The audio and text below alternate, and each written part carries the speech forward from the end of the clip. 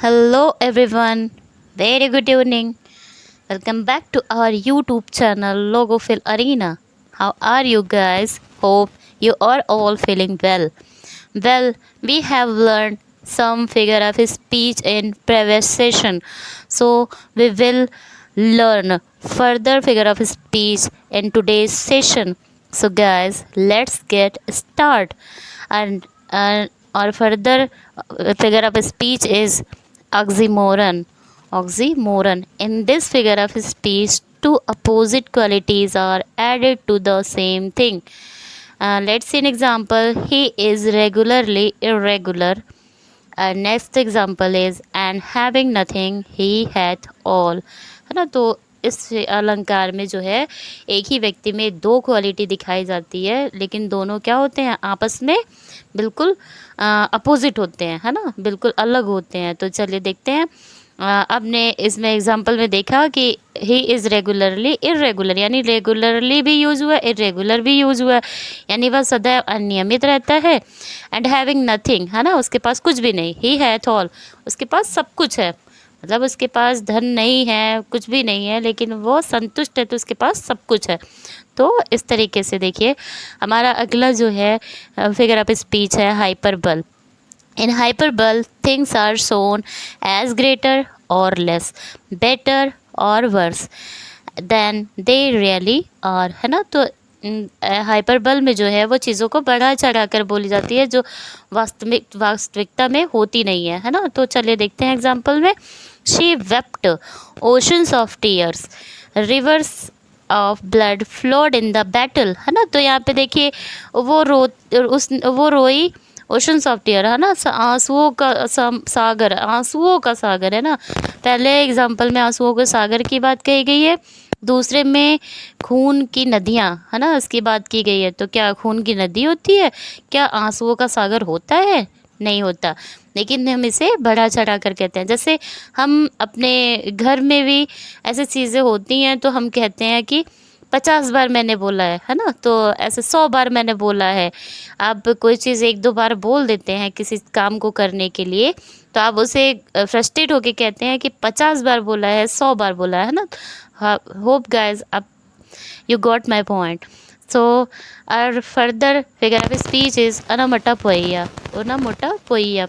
In this figure of speech, the sound suggests the sense or meaning, है ना। तो इसमें जो है वो ध्वनियों की, है ना, ये ध्वनियाँ जो हैं इस अलंकार में आपको ध्वनि का बोध होता है, ठीक है।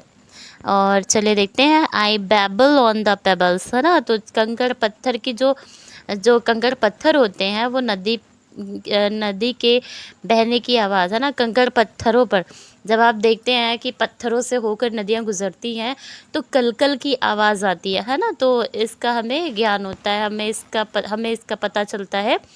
हमारा अगला जो है एग्जाम्पल है बीज हम, है ना, यानी कि मधुमक्खियाँ भिन भिनाती हैं, तो भिन भिनाने की जो है हमें भिन भिनाने का ज्ञान हो रहा है। जब मधुमक्खियाँ होती हैं वो भिन भिनाने का, तो यहाँ पे साउंड को बताया जा रहा है ना। साउंड, जहाँ पे भी साउंड इफेक्ट हो वहाँ पे ओनोमेटोपोइया का यूज होता है।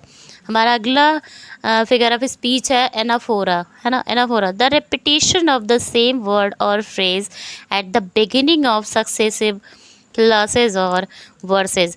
तो यहाँ पे जो है आपको शुरुआत में ही, है ना, शुरुआत के फ्रेजेस में या क्लॉजेज में जो है आपको सेम चीज़ें मिलेंगी, उनका बार बार यूज़ हुआ है, एक ही चीज़ों का बार बार यूज़ हुआ है। देखिए, unfortunately I was in the wrong place at the wrong time on the wrong day, है ना। तो यहाँ पे रॉन्ग का जो है वो यूज़ बार बार हुआ है। तो चलिए अगला हम देखते हैं euphemism. Euphemism. It is a mild or indirect term that often substitutes a harsh, blunt or offensive term, है ना। तो euphemism जो होता है, हम किसी चीज़ को जैसे जो हार्श लगती है उसे अवॉइड करने के लिए इसका यूज़ करते हैं। अब जैसे कोई गुज़र जाता है, कोई एक्सपायर कर जाता है, तो हम उसे डायरेक्टली नहीं बोलते हैं कि वो मर गया या वो मर गई। हम क्या कहते हैं, हम उसके बजाय ये कहते हैं पास्ड अवे, है ना, passed away instead of die, यानी मरने की जगह पर हम उसे क्या क्या यूज़ करते हैं, पास्ड अवे। और देखिए अगला हमारा एग्जांपल है a little thin on top, है ना।